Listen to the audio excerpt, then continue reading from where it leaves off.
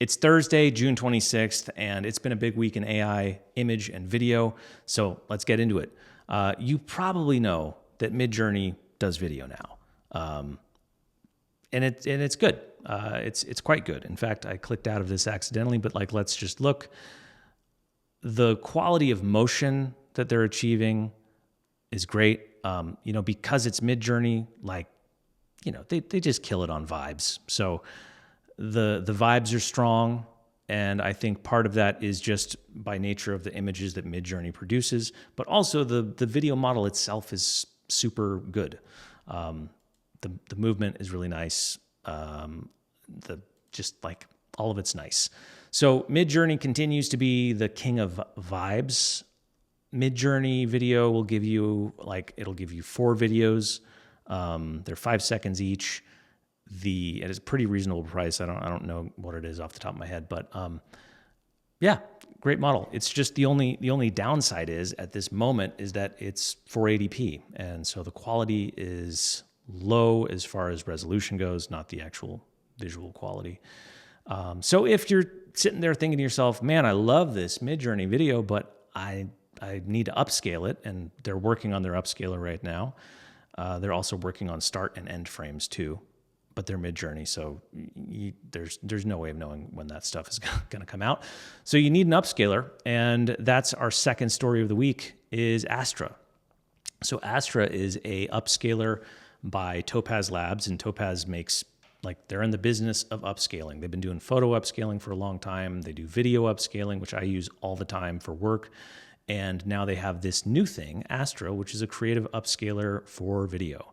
And you can see just on their site here, it takes low quality input and turns it into something a lot more high fidelity.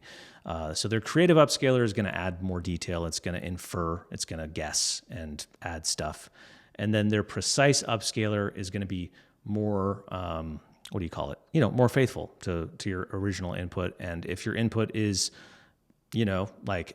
kind of low quality AI, it's probably going to wind up looking like this combination of smooth and also a little over sharpened and just kind of AI. So that being said, it's a good tool. I've used it. I like the output. I haven't compared it to their actual just local video upscaler that I have on my computer that I've paid for. But overall, I would say it's a worthwhile tool to explore and check out. So the next thing we want to talk about is cats, specifically cats that are doing flips off of diving boards. You might have seen this flying around the internet. It's extremely entertaining, but from a video model perspective, it's also super impressive, because if you try this even with VO3, which is largely considered one of the most advanced models, it can't do it. It can't do anything close to the quality of motion and physics that you're seeing simulated here. So that's fun, and you can try out Hailuo 02, probably a bunch of places, but I use it on FAL. And so if we go to fal.ai and we go to their model gallery and then we go to Hailuo 02, you can see the options here. So they have image to video and text to video at Pro, which is just, higher quality, spends more time doing its thing, I think. And then they have a standard model. And so the output for the standard model is only 27 cents per video. And again, although it doesn't have sound like VO3, the visual fidelity and quality and movement and motion and prompt adherence is super good. And I would say comparable, if not at times better. And VO3 costs $3 a pop, and it's a slot machine. So it kind of makes sense. I would rather put a quarter in the slot machine than put $3 in. By the way, that's why they called it VO3, just so you know, $3. That's not true at all. So, okay, we have that. I use FAL because I don't really trust Chinese AI sites. It just makes me uncomfortable. I feel like something bad is going to happen. So there's other places out there. Also, I'm sure, I don't know if they have it yet, but if you go to Krea.ai, that's another great tool that kind of aggregates all of these different things. Let's see, they have they got all sorts of stuff, but I don't think they have. Oh, they do. Yeah. Hailuo O2. Anyways, so Korea's dope. Check out Korea. I always like to hype them up. Next item this week is Higgsfield. Higgsfield kind of came out of nowhere a handful of months ago, and they came out of nowhere with these like crazy visual effects things that look like this. Exploding things and like people getting punched and stuff like that. I felt like it was a little gimmicky personally. Just kind of like, oh yeah, let's all make the same thing over and over again. Didn't love it, but this ultra realistic image model that they've released seems quite realistic. I don't know. I haven't clicked into things yet, but yeah, it seems pretty believable. It seems believable if you're trying to do like Instagram model photos. Like this, I don't know. Let's see what else we have. Yeah, it seems cool. I bet you could get some good output from this. But we're talking about Higgsfield, and I just got to say, like, AI it's a touchy subject, right? And some people get really upset about it and about the where the training data comes from.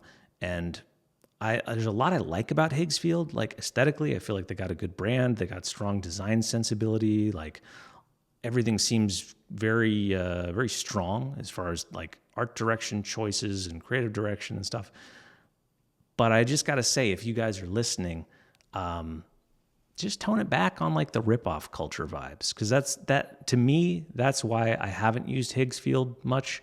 Because there's something about that like visual effects thing where there's stuff in here that just kind of like I don't know, Thunder God.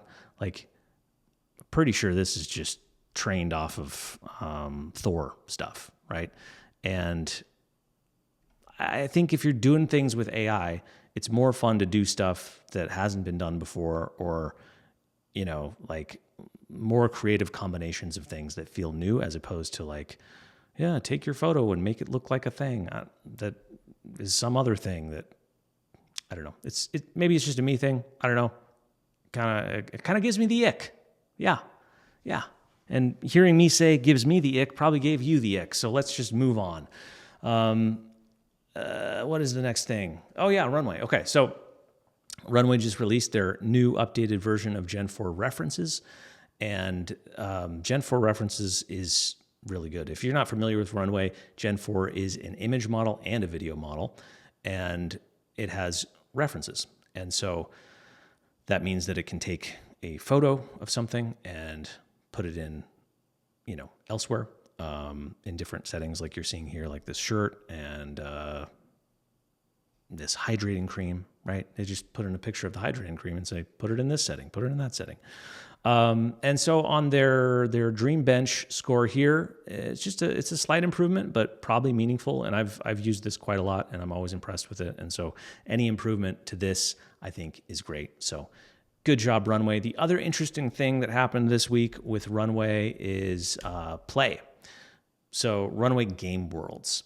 When I first saw this, I thought it was going to be like some immersive 3D like generated world thing. It's not that. It's text-based like story games.